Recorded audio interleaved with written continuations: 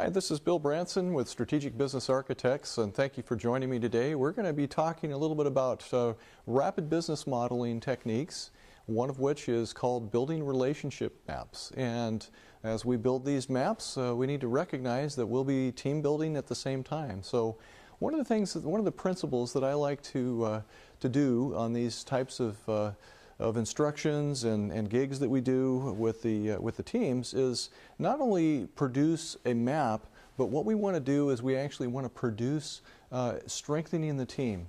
And we'll learn some things about that very shortly here when we talk about how to focus a team and how to build a map at the same time. So let me step over to the board here and let's talk a little bit about the team focusing aspects to these things here. So if we have a team, I'm going to then propose that within this team, we want to accomplish more than just getting a relationship map built. And so if we can do this in such a way that we're actually going to unify a team, we're going to strengthen their identity and strengthen the purpose that they feel that they exist for, we'll actually get more than results. We'll get more than a relationship map. So let's talk about relationships maps here for just a minute.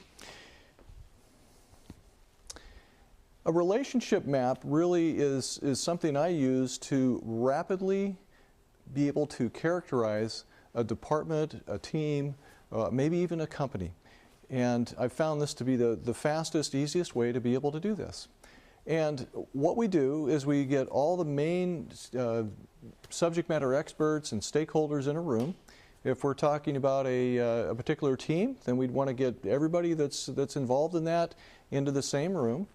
And we're going to be asking them some questions and trying to determine not only, what do you call your team, what's the title, obviously that's the easy part, but we want to determine what are the main things they do from a functional and a results standpoint. What do you do there? And we'll talk a little bit about how to capture that information.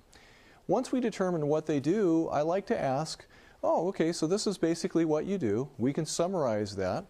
And then what I like to do from there is basically say, well, who do you do that with? Let's think about that. And we'll take some notes about that. And then the last thing we want to do is we want to characterize the interactions between those things that they do and those they do them with. And we'll characterize those actions as a one-way or a two-way. What do you need from them? What kinds of things are produced or needed in that particular interaction? And then what you're going to end up with then is you're going to end up with a one-page diagram that basically shows the team, what they do, who they do it with, and the nature of those interactions themselves. Now, think about the power of that. Again, it's a unifying effort within the team because everybody's speaking out and we have this shared vision. So one of the tricks of unifying a team is to be able to elevate things to a shared vision, shared sense of purpose, shared identity. And so this is what the relationship map actually accomplishes. Now, one of the purposes of this relationship map, if you think about this, many times these teams or departments have to characterize what they do, and they have to tell their story over and over and over again. And you want to make sure that you're telling the same story over again. You want to be able to have some props and some things that'll help you to tell it in a consistent way, make it complete, make sure that this thing goes very well each time you have to tell that to vendors or to other departments within the company itself. So this one-page diagram allows you to be able to do that. As well, we'll see that you can actually then, as you go into projects, you can actually say, well, this particular project touches this particular function that we've identified and these kinds of people that we deal with and departments and agencies and these kinds of interactions. And so very quickly, you can use it as a project scoping tool as well. So those are some things that I like to be able to do with that. So let's get into how you would actually create a relationship map. Let me step over to the board. Let's erase the team characterization. Now let's focus on building a relationship map.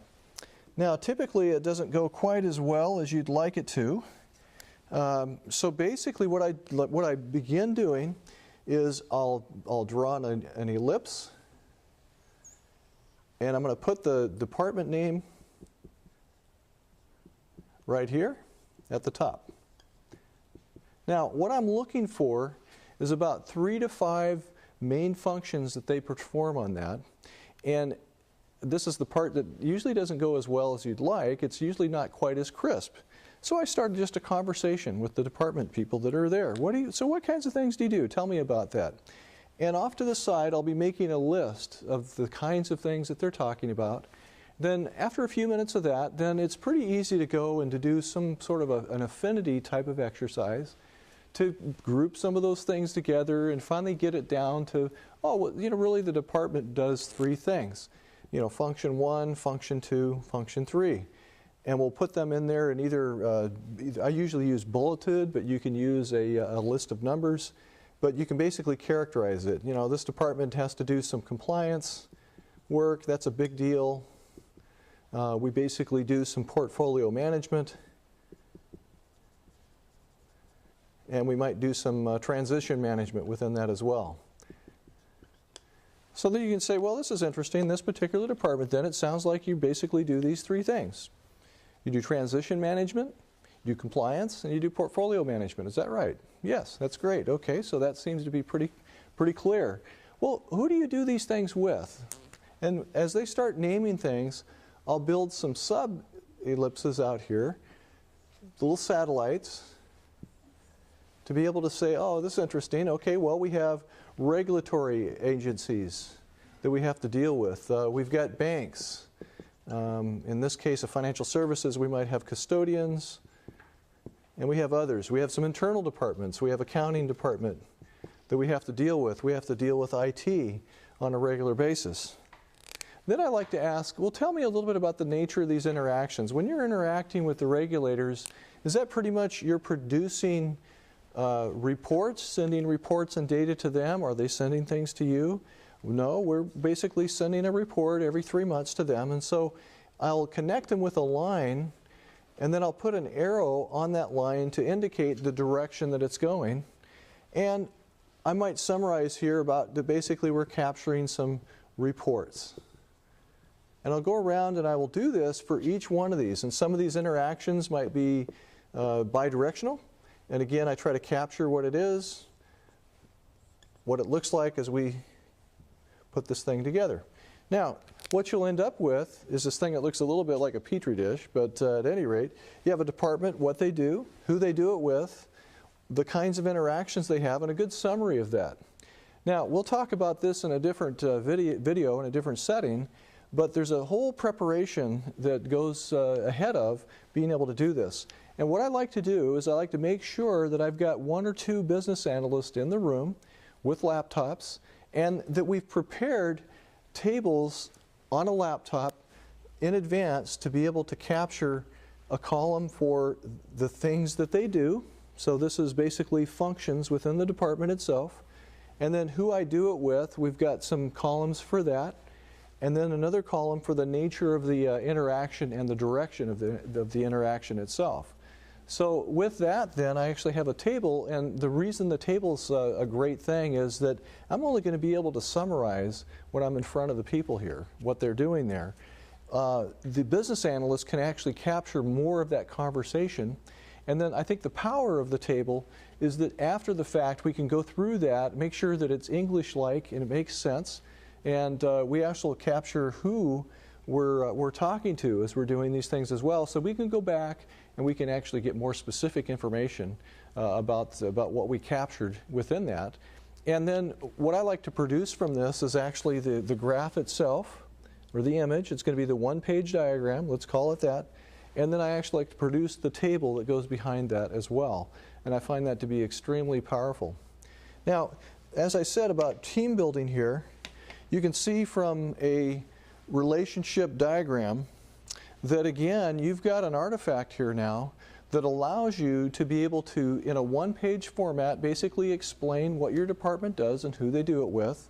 If we actually look at a project that's coming down, we say, well, this one has to do mostly with banks and regulators, and so I would basically highlight the functions, like for instance, the banks and regulators might be most interested in compliance, for instance.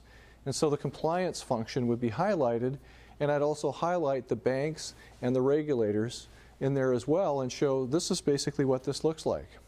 So let's talk about relationship maps in a little more advanced setting there. I had a client that basically had 11 departments within a division that we did this with, and I had 11 relationship maps. And then what we did is we decided, what would happen if we put those relationship maps together? So where we had an internal connection, one department talking to another one, we'd actually join that line together. And we ended up with something that really looked like a petri dish of departments and their functions. And then we could actually see flows that went through there, and there was a lot of great analysis that you can do when you do this kind of thing.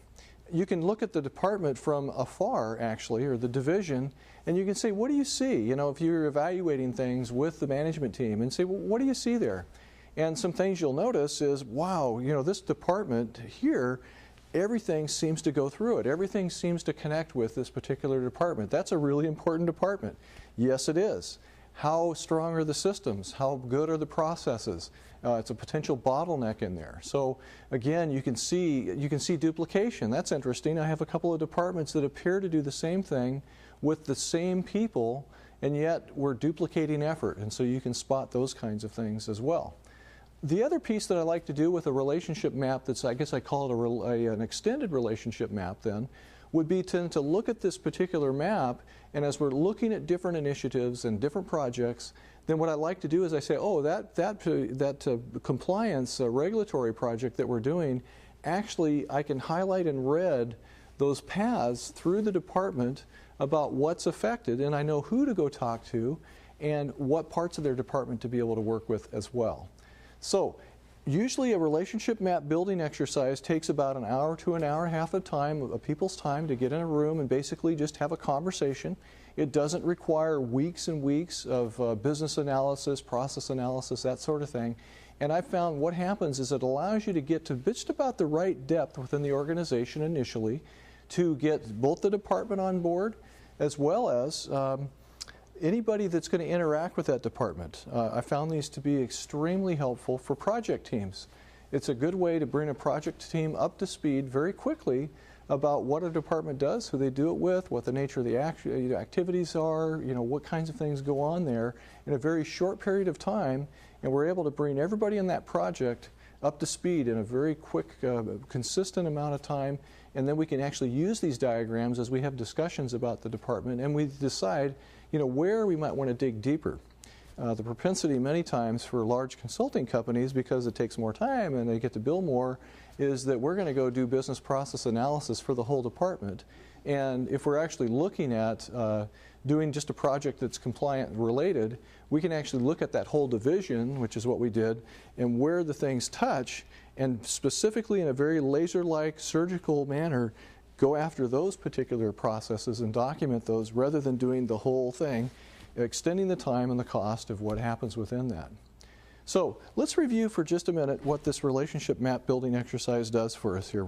First of all, again, the principle that I really like to teach and emphasize on rapid business modeling is focusing the team. What can we do to build the team at the same time we gather this information? And by building the team, how can we actually build support right into the capturing process for that particular project that we're doing? We're building rapport with the project team. We're helping the project team to get up to speed quickly within that. And the fact that these people are participating then give us a great opportunity then to do a very early change management, begin to do the change management things as well. So there's many things that we're trying to accomplish rather than just simply going after a diagram, which I think is my main point here, is not only is it fast, but we want to basically, if we're just going in there to get a diagram, we're leaving money on the table. We could actually accomplish a lot more with that team and do a lot better work for that team by basically building the team, building the project team, building support for the kinds of things that are going to come out of this effort all in one package as well. So again, a relationship map exercise is actually a great tool to not only rapidly model your business, what do I do?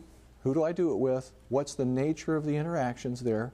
But it's also an opportunity to unify a team, to help strengthen their identity and strengthen their purpose. So this is Bill Branson for Strategic Business Architects. We've been spending a little time on rapid business modeling. And so until next time, I'll sign off now. And if you have questions about how to do this, please contact me. If you need help, I can help you learn how to do this. I have teams that are certified in this particular process, and we can come in and do the work for you as well. We don't need the whole project to be able to do. We can do some things on a case-by-case and very specific statement of work on that as well. So I wish you the best, and I hope this works out very well for you. And until next time, this is Bill Branson signing off.